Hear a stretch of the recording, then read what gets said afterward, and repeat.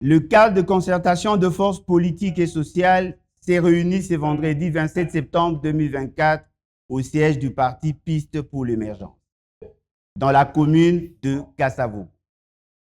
Ont pris part à cette rencontre le chef de partis politiques et des organisations de la société civile, ainsi que les personnalités indépendantes ayant souscrit à l'appel du 27 mai 2024. 3 points étaient inscrits à l'ordre du jour, à savoir l'évaluation de la manifestation du mercredi 25 septembre devant le palais de justice, l'évaluation de la situation générale du pays, examen et adoption de l'agenda des actions à entreprendre. Après débats et délibérations, le cadre de concertation de forces politiques et sociales.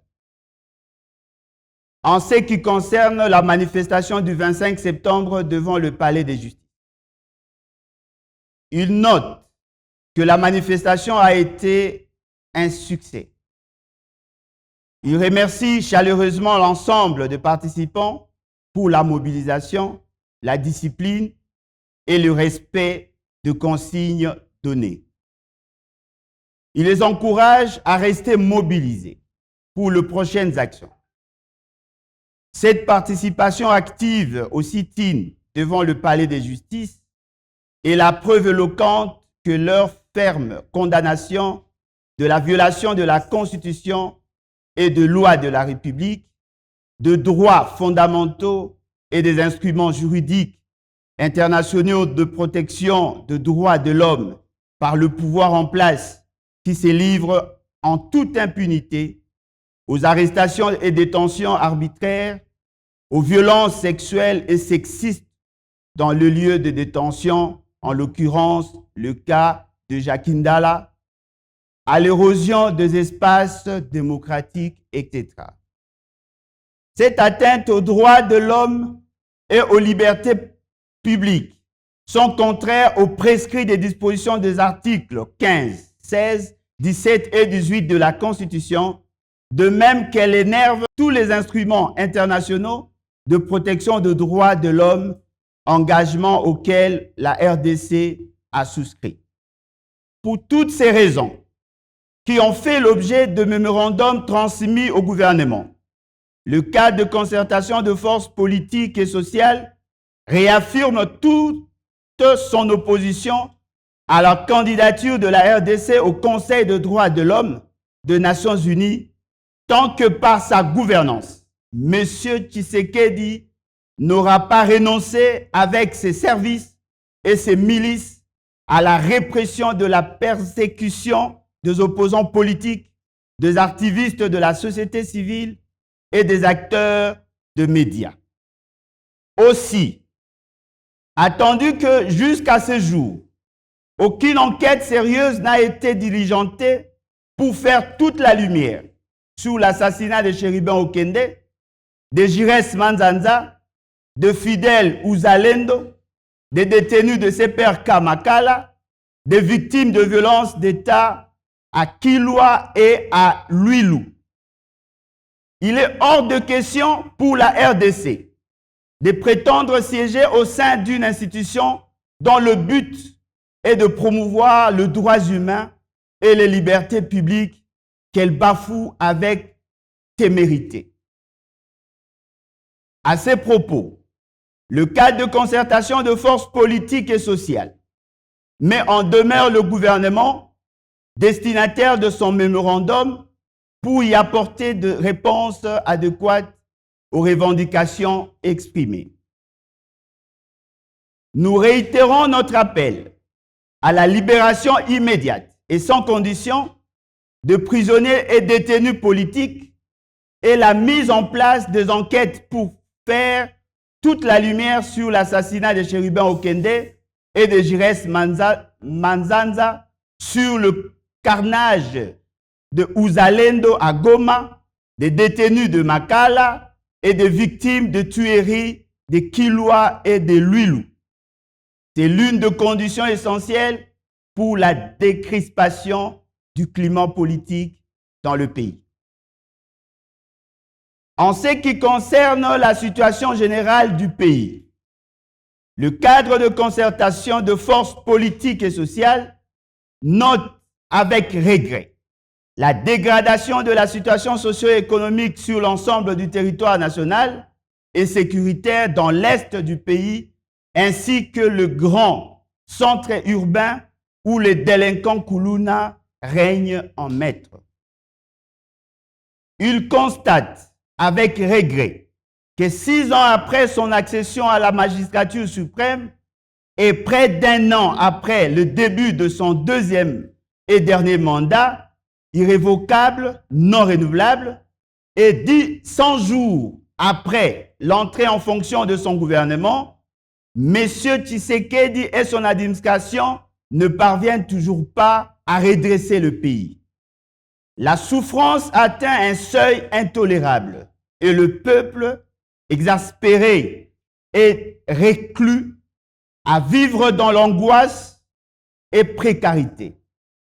Sur le marché, le panier de la ménagère a cessé d'être une préoccupation pour le pouvoir qui laisse flamber le prix de biens de première nécessité, dont la farine de maïs, le pain, le poisson, le poulet, l'huile, la tomate, les piments, le sucre, le sel et autres denrées vitales. Le pouvoir d'achat s'est effondré et le gouvernement s'est mué en spectateur, incapable d'infléchir la situation en vue d'atténuer la crise économique et sociale qui frappe durement le ménage. Dans ces capharnaüm où la misère s'abat sur le foyer congolais, M. Tshisekedi est manifestement incapable de tenir ses promesses. Chaque jour, il en donne la preuve. Là où le peuple souffre, M. Tshisekedi est aux abonnés absents, mais toujours présent, tantôt dans les activités ludiques, tantôt dans le palace en Occident ou dans les Émirats. Son dernier discours à la tribune des Nations Unies était aussi plat que décousu. Il a le mérite d'avoir démasqué et démystifié un président complètement coupé de réalité de son pays et qui n'a plus de recettes à vendre ni aux Congolais ni au monde. Alors que son deuxième et dernier mandat court encore, M. Tshisekedi apparaît de plus en plus à ce jour comme un homme du passé et dépassé. En ce qui concerne l'agenda des actions à entreprendre, le cadre de concertation de forces politiques et sociales observe avec étonnement le laxisme de partenaires extérieurs de la RDC face aux dérives du régime de Tshisekedi et les invite à changer de cap. Ces mutismes inexplicables est perçu par l'opinion comme une caution à la dictature de M. Tshisekedi qui s'en vante du reste.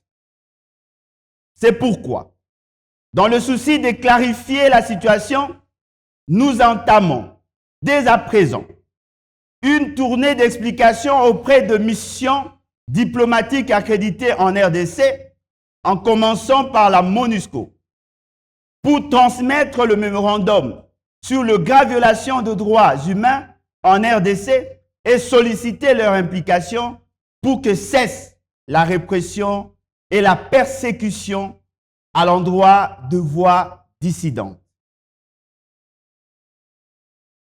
Ne pouvant demeurer dans l'attentisme, le cadre de concertation de forces politiques et sociales, indigné par l'incurie du gouvernement face à l'angoisse nationale, appelle l'ensemble de nos concitoyens dans toutes les provinces à se préparer, à se lever pour participer à la grande marche patriotique et pacifique nationale pour revendiquer le bien-être social de Congolais et exiger la matérialisation de le peuple d'abord, en protestant contre la vie chère la faim, le chômage, le manque de soins médicaux, le manque d'eau, le manque d'électricité, le manque de routes, le manque de moyens de transport et contre le détournement des deniers publics.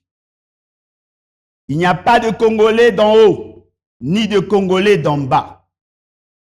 Le train de vie insolent des dirigeants et des institutions doit être revu à la baisse.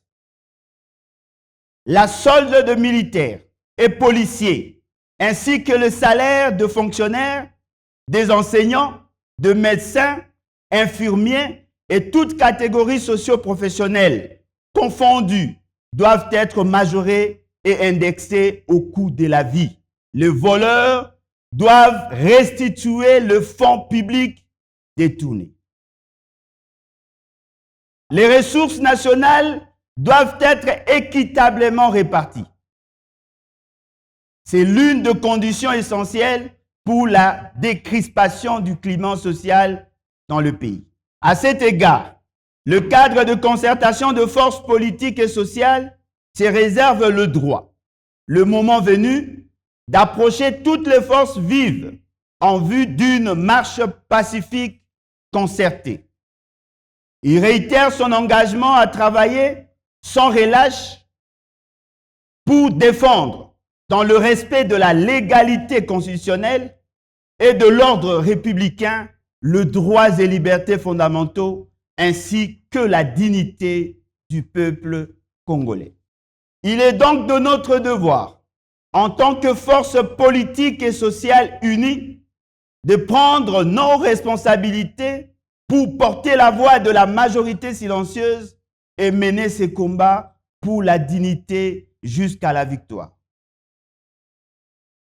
L'heure n'est plus aux promesses du bien-être, mais plutôt à l'action effective pour le bien-être partagé et pour tous.